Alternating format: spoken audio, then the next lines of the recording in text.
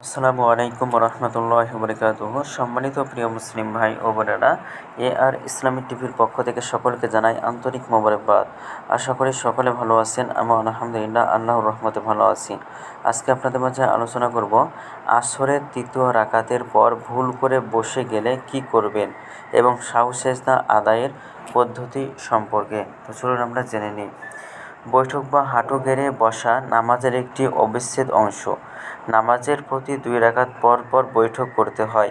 2 রাকাত বিশিষ্ট নামাজের শেষে বৈঠক করা ফরজ। 4 রাকাত এবং 3 রাকাত বিশিষ্ট নামাজের প্রথম 2 রাকাতের পর বৈঠক করা ওয়াজিব এবং শেষ বৈঠক অর্থাৎ 3 রাকাত বিশিষ্ট নামাজের তৃতীয় রাকাতের পর এবং 4 রাকাত বিশিষ্ট নামাজের চতুর্থ রাকাতের পর বৈঠক করা হলো ফরজ। নামাজের প্রথম বৈঠকে শুধু তাশাহুদ পড়া ওয়াজিব, শেষ বৈঠকে তাশাহুদ পড়া ওয়াজিব, দুরূদ এবং দোয়া মাসুরা পড়া হলো সুন্নত। জোহর, আসর এবং এশার নামাজ যেহেতু 4 রাকাত বিশিষ্ট, এসব নামাজের প্রথম 2 রাকাতের পর প্রথম বৈঠক করতে হবে এবং চতুর্থ রাকাতের পর শেষ বৈঠক করতে হবে।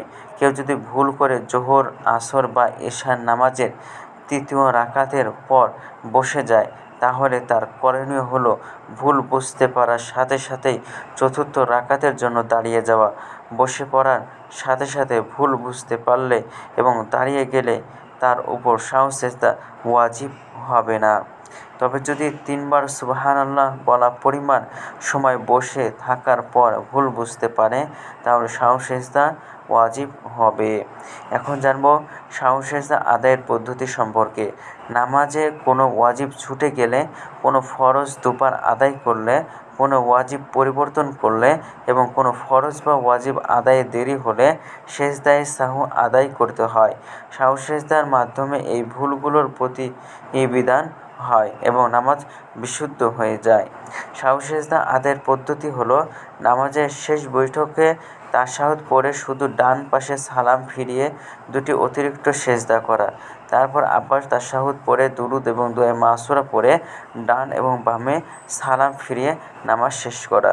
আমাদের ভিডিওটি ভালো লাগলে অবশ্যই চ্যানেলটি সাবস্ক্রাইব করে পাশে থাকবেন। ধন্যবাদ সকলকে। আসসালামু আলাইকুম ওয়া রাহমাতুল্লাহি ওয়া বারাকাতুহু।